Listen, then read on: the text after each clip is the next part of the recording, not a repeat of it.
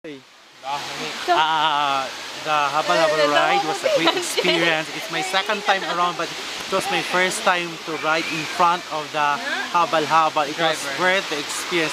It's like I'm riding in a roller. I feel like I am riding in a roller coaster. It was so fascinating. It just proved it's more fun in the Philippines. How about you, sir? It's very Tola, English mayo, Tola. Ikaw, ma'am. It was exciting and it's very nerve-wracking. I mean, my nerves are getting into it and I don't like the feeling. But although it's fun. Thank you. Thank you. Ikaw, ma'am. Masaya masulti sa balhabal. so tired.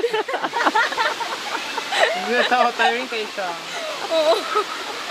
Katawag yung Sir Joseph. Mga kaibigan, nandito po tayo ngayon sa Mag-Aso Falls ng Kabangkalan, Negros Occidental. Nakikita po natin ang iba't ibang falls dito sa resort na ito.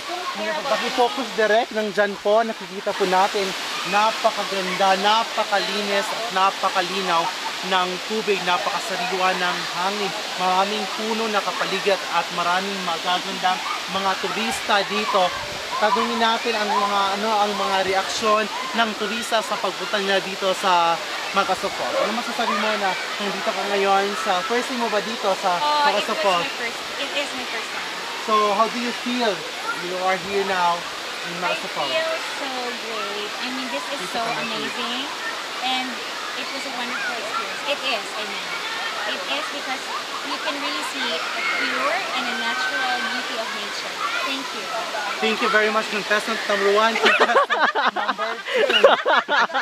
What can you say that you are here at Mag-Aso Falls, Negros Occidental?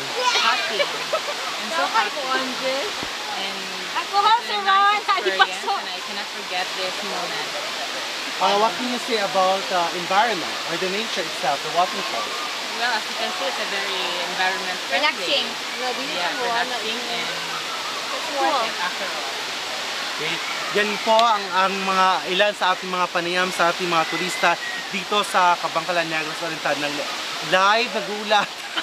Live talaga sa. Ako po si Ronald Pininitan, patrol ng Pilipinas. Thank you.